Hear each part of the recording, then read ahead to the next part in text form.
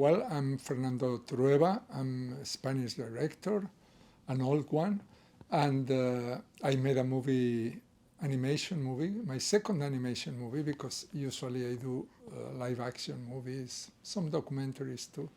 And it's my second animation. I did Chico and Rita 10 years ago with Mariscal, the Spanish artist, and now it's our second movie together. They Shot the Piano Player.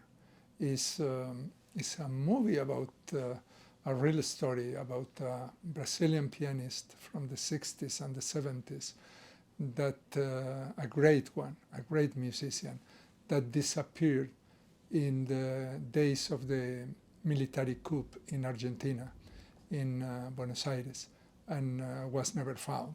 No? So when I discovered his music and liked it so much, then I discovered the strange story of what happened to him in the 70s. And I start making interviews with people related to him and to the story, thinking that maybe I was going to do a documentary or a book even. But finally, I decided to write a screenplay for an animation movie, and I did an animation movie. Because I realized that if I was doing a documentary, it was going to be another documentary about a missing guy, a dead guy, a killed guy. And I thought, that's not fair to him, to Tenorio, the pianist. I want people to see him alive. I want people to see him playing, when he was young. I want to think about him as alive, as a man alive. And I think that was fair to him. And I wanted the audience to discover him as a guy, and then to be affected by his fate in a different way. One of the things that appealed a lot to me, it was that he was not a famous musician. He was a musician's musician. That means he was not popular or famous, but all the important musicians and singers of the time admired him because he was really, really good. He was a sophisticated, deep, complex artist, and a very funny person.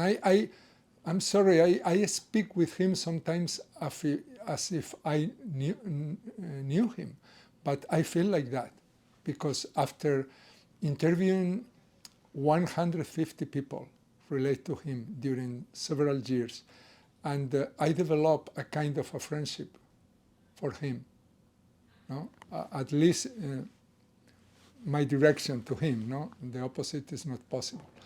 But I feel of him as a friend. And at the extent that at the end of the movie, the central characters say the same thing. He's speaking my words.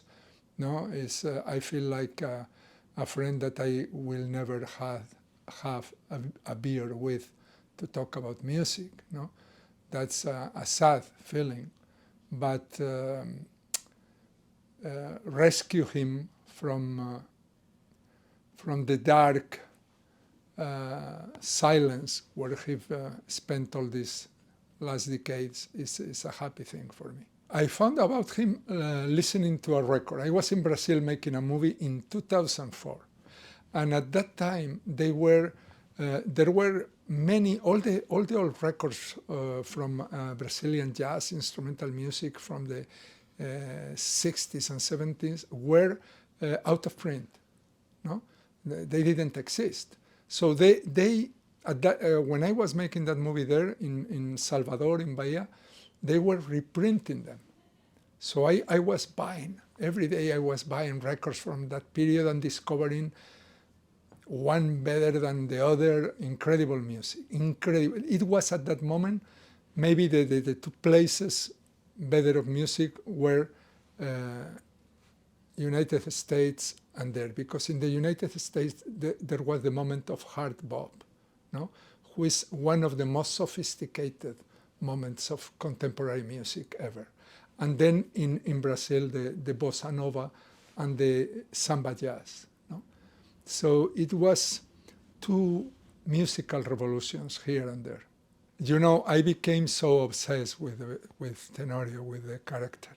I even identify with him at some moments. I was became. I couldn't speak about anything else, no, but you know, to speak with his friends, with his widow, with his sons who were small boys when he disappeared. Going to Buenos Aires to the ESMA, who was the detention center where more people was tortured and killed. There were many strong and difficult moments making the movie, no? But at the same time, it's a very rich, in a personal way, adventure to go to make this trip into the past and to get into the life of a guy of 40 years ago and trying to discover, because the movie is an investigation, it's a research, trying to discover the truth of what really happened to him, why he was killed, why they did it to him. And you discover one thing, that is that violence is never necessary. There is no a single thing that justifies violence in any of his forms. As a war, as a man doing violence to a woman or to a child or to an animal or to the nature. No? Violence is the most stupid thing that human beings are created and developed and sophisticated. No? So the movie tells the violent end of a great artist when he was only 35 and he was not yet achieved the great things that he was supposed to do.